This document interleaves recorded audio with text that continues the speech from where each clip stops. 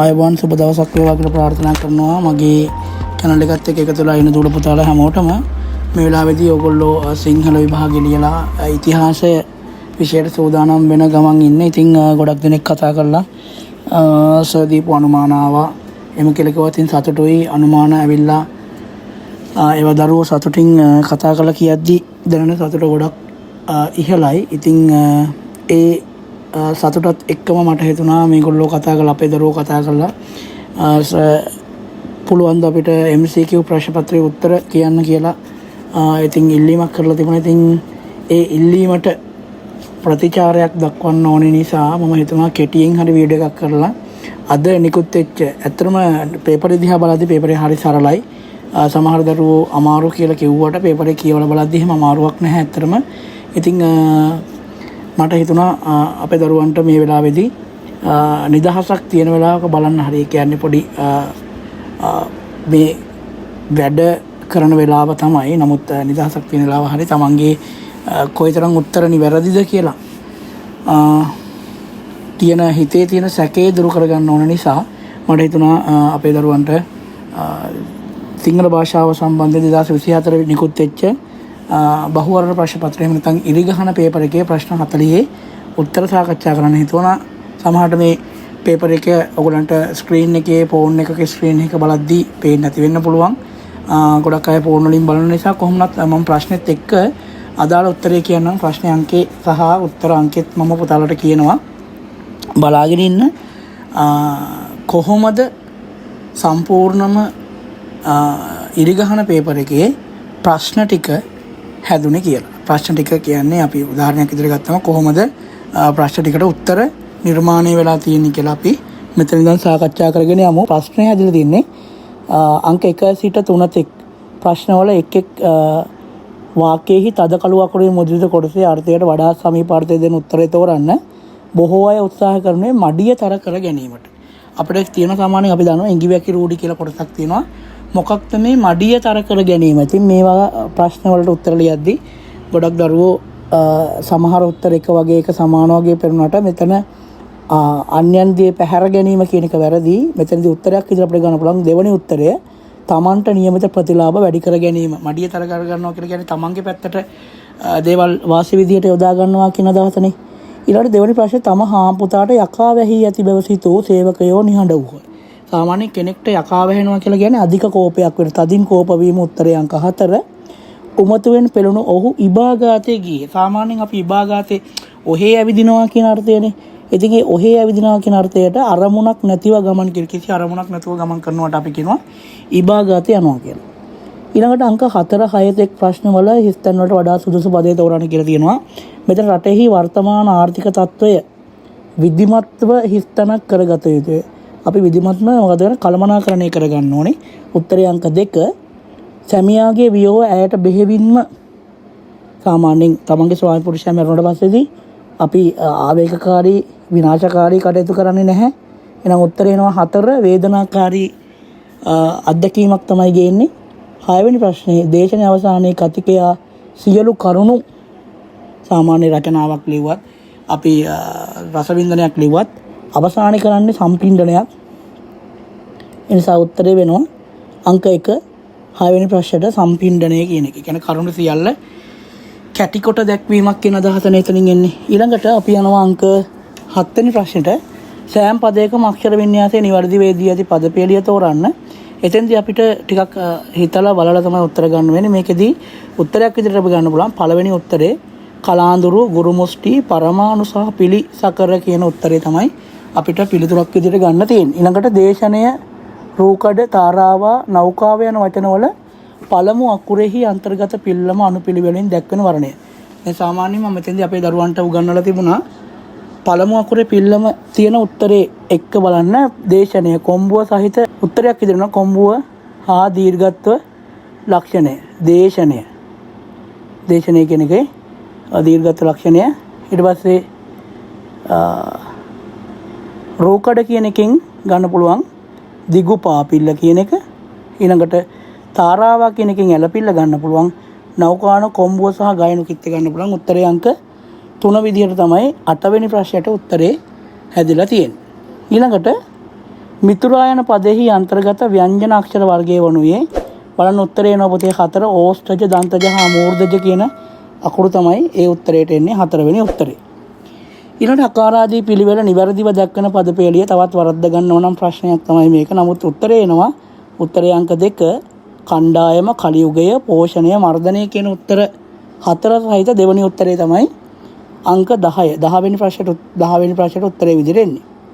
ඊට පස්සේ හරි ලේසි ප්‍රශ්නයක් පොඩි ළමයිට උනත් ලියන්න පුළුවන්. අනුක්ත නාම පද පමණක් යෙදී ඇති පිළිතුර දෙවියන් ඇදුරෙකු අප නිලියක කියන උත්තර 4 සහිත තුන්වෙනි උත්තරේ තමයි 11 වෙනි ප්‍රශ්නෙට උත්තරේ වෙන්නේ. අතරමං වුණ ළමයි දින දෙකකට පසුව වනයෙන් එළියට පැමිණියන වනයෙන් කියන්නේ වනයෙන් සාමාන්‍ය යමකින් යමක් වෙන්වීම ඉවත්වීම කියන එක අවදි විභක්ති වලට එනවා. උත්තරේ අංක 1 සුනිමල යන්න අයත් වන සමාසය කුමක්ද කියලා අහනවා.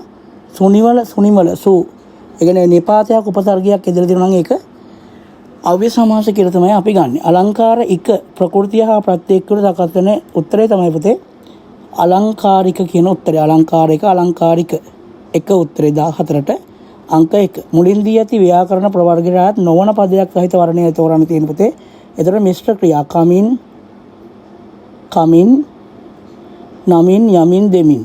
එතන නමින් කියන එක සාමාන්‍යයෙන් මිශ්‍ර ක්‍රියාවක් නෙවෙයි. එතන වෙනස් පදයක් ඉදිරියට ඇවිත් තියෙන එක. ඒ නිසා උත්තරේ 2 15 වෙනි ප්‍රශ්නෙට උත්තරේ 2 විදිහට තමයි අපි යෝජනා කරගන්න ඕන. ඊළඟට 16 වෙනි ප්‍රශ්නේ ප්‍රයෝජ්‍ය ක්‍රියාවක් යෙදී ඇති වාක්‍ය කුමක්ද? ප්‍රයෝජ්‍ය ක්‍රියාවක්. ප්‍රයෝජ්‍ය ක්‍රියා අනුලවා සිදු කර ගන්නා වැඩ.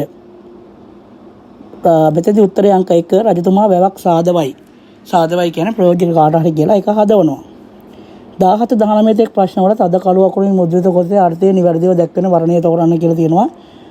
දක්ෂිනාවෘත ශංකය. ශංකය කියන්නේ හක්කෙඩිය. දක්ෂිනාවෘත කියලා කියන්නේ දකුණු පැත්තට කැරකැවුණු කියන එක අදහස. එතකොට උත්තරේ එනවා උත්තරේ අංක 2. ඊළඟට පරෝපකාරය වනාහි උතුම් ගුණයක. පරෝපකාරය කියන එකේ උත්තරේ තමයි අන්‍යයන්ට උපකාර කිරීම. 18ට උත්තරේ අංක 4 විදියට තමයි අපිට යෝජනා කරගන්න වෙන්නේ. ඊළඟට 19 වෙනි ප්‍රශ්නේ තියෙනවා සමහරු දෘශ්‍යමාන බලවේග පසුපස හඹා යති. දෘශ්‍යමාන නෙවෙයි සම වෙන අදෘශ්‍යමාන බලවේග. අදෘශ්‍යමාන බලවේග කියලා කියන්නේ ඇසට නොපෙනෙන ශක්තියින් නැත්නම් ඇසට නොපෙනෙන කියන අදහස තමයි ගන්නෙ.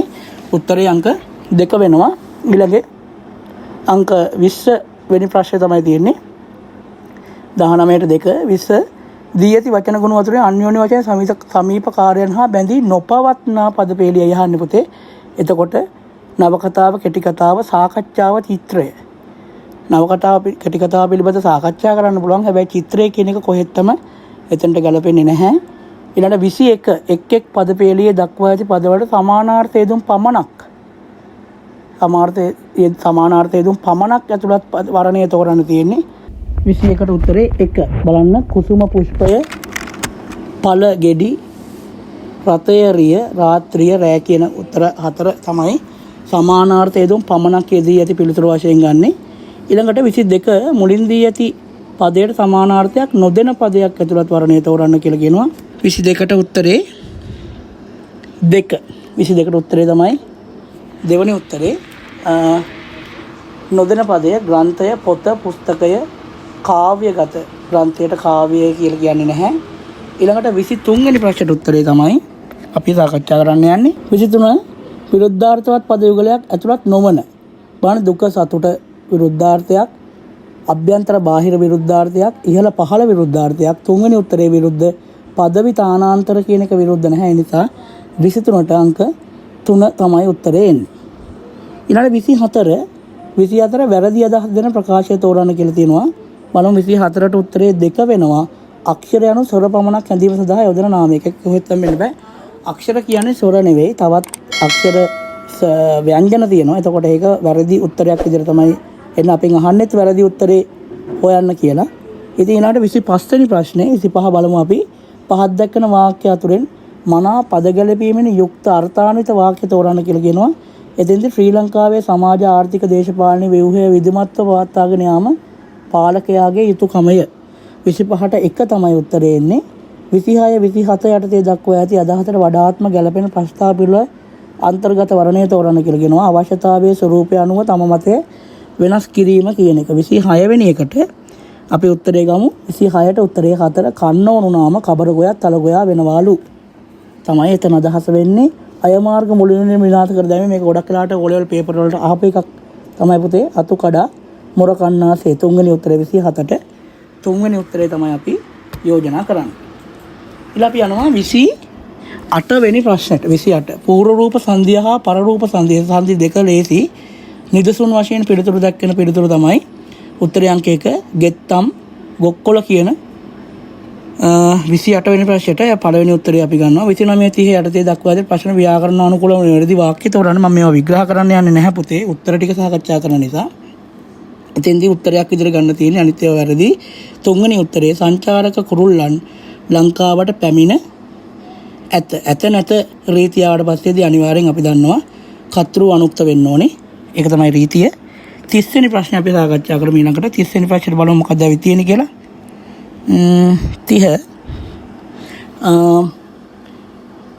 ඒකමයි ඒ අර නිවැරදි එක උත්තරේ තමයි ඉන්නේ.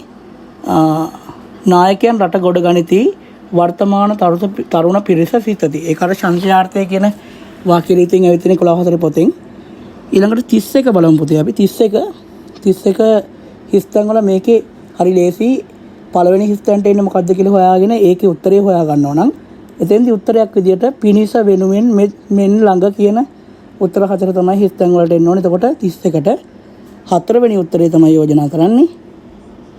ඊළඟට 32 උත්තරේ බලමු මොකද්ද කියලා. පහත් දක්වන වාක්‍ය ලේඛන විහාරයට හැරවූ විට නිශ්චිතම කියන්න හැකිය. සාමාන්‍ය දකුණු පළාත් භාෂාවේ වචනයක් දාලා තියෙනවා. නිශ්චිත වශයෙන් කීමට හැකිද කියලා තමයි උත්තරේ අංක 3 විදිහට ගන්න පුළුවන්.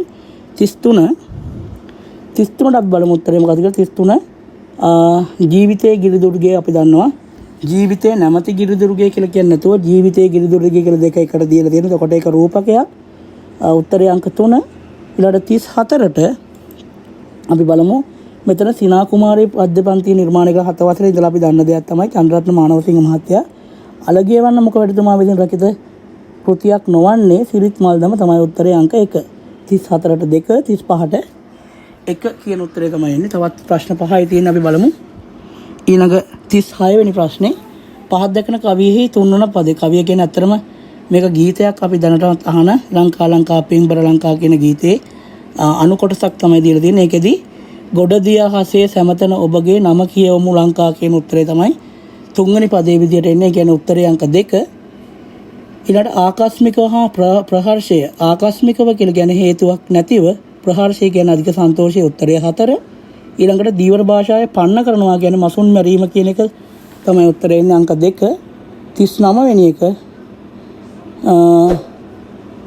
බත් උපදනා ලෙස් මා අතින් අසවයි සීසෑමිය නම් සුළං බඳනා සේතා උගහට දෙයක නගුලක වියදඬක පිටවකෙක බඩවකෙක නිමුකෙක කෙවිල්ලක අව කැටක සීවැලක පෙරදෙලියක පසු පෙරගිලියක පසුගිලියක කැවිටක ගොන්ගෙයක ගොවිතැනකයයි යන මේ අටලොස් දෙනාගෙන් එක්වීමෙන් යන්නා වූ ගමන සීසෑම නම් වෙයි.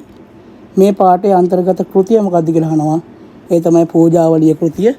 එතකොට අපිට ඒක අපි දන්නවා අපි එක කියලා තියෙනවා 10 වසරේ පොතේ තියෙනවා. පහසුසල් පාඨයේ අර්ථය සමීප සාහිත්‍යකරුවාගේ නිර්මාණශීලීත්වය හෙළිවන්නේ ඔහුගේ සිය නිර්මාණ සඳහා අර්ථවත් අත්දැකීම් තෝරා ගැනීම හා ඒ අත්දැකීම් පාඨකයාට වින්දනයක් ඇතිවන ආකාරයෙන් නැවත ඉදිරිපත් කිරීම සිදු කර ඇති අන්දම අනුවය කියන උත්තරයට අපි දන්නවා. දෙවැනි උත්තරේ තමයි මම කියවලා ගන්න අපිට පුළුවන් වෙන්නේ. අත්දැකීම් තෝරා ගැනීම හා ඒවා පාඨකයාට ඉදිරිපත් කරන ආකාරය අනුව සාහිත්‍යකරුවාගේ නිර්මාණශීලීත්වය පිළිඹු වෙයි.